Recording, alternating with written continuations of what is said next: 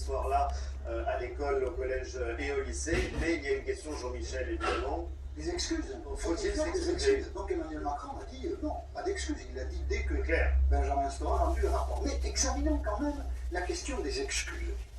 La colonisation algérienne ne ressemble à aucune autre colonisation. Les liens entre la France et l'Algérie, c'était des départements français, font que cette histoire est très singulière et il faut la regarder sous 3 angles.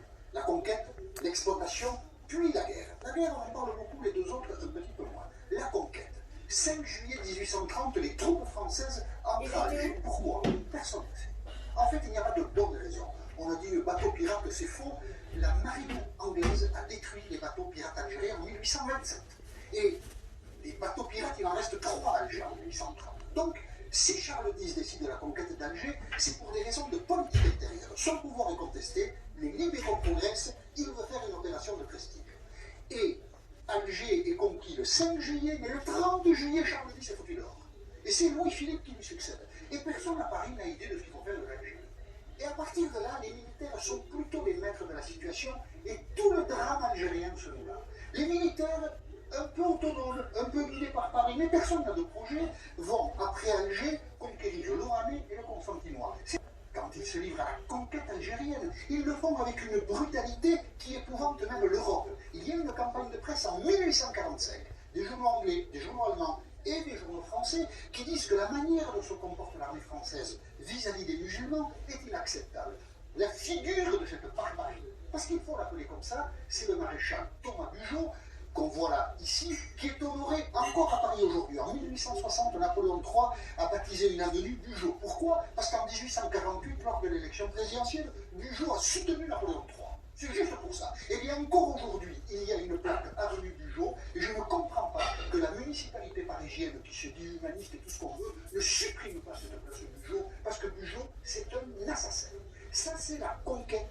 Elle dure 27 ans. Alexis de Tocqueville, dans un rapport sur l'Algérie, où il dit beaucoup de bêtises, Alexis de Tocqueville, il dit ça, qui est quand même très juste. Nous avons rendu la société musulmane plus barbare qu'elle n'était avant de nous connaître. Il y a eu des lanceurs d'alerte en Algérie. La conquête est terminée, l'exploitation commence. La Troisième République vote des lois agraires qui exproprient pour déboucher le pain les musulmans qui occupent la terre depuis des siècles. Ouais. Les musulmans sont chassés. Ils connaîtront des années de famine, les musulmans, sur leur territoire. Et pourquoi? Personne n'est capable de l'expliquer. Mais se constituent des familles coloniales d'origine européenne, française, mais beaucoup d'Espagnols et d'Italiens. L'Algérie française, en fait, est composée d'étrangers. C'est assez cocasse. Se constitueront des grandes familles qui vont figer la situation politique. Déjà, Paris s'intéressait peu à l'Algérie. Là, c'est terminé. Les pieds noirs prennent tout en main. Et ils vont faire... Déjà, on vole des terres aux habitants. Il faut leur expliquer quand même pourquoi. Personne n'est capable de l'expliquer. On les vole. Elles sont à nous. Dégagez, partez. Vous êtes là depuis des siècles, on s'en moque.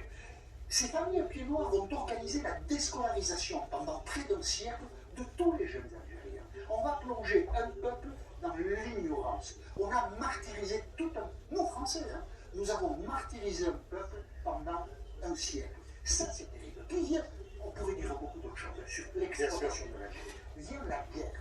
Moi, j'ai appris quand j'étais jeune que la dictature argentine mettait ses opposants dans des avions et les jetait dans l'océan. Et j'ai trouvé ça inouï, cette barbarie. Eh bien, on a appris après que l'armée française avait procédé de la même façon. Je voudrais vous montrer une photo. Cette photo, c'est le symbole de l'armée américaine qui bombarde au napalm les villages vietnamiens. Eh bien, l'armée française a fait ça en Algérie.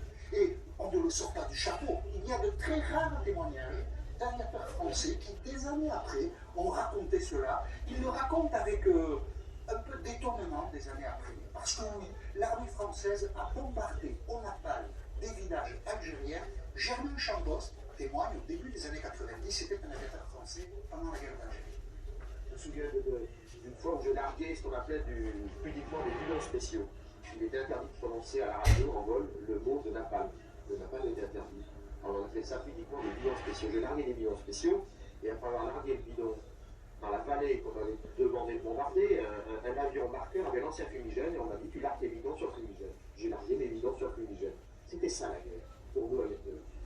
Et puis en dégageant, j'ai vu quelqu'un qui courait, qui avait le feu dans le dos. J'avais brûlé un type.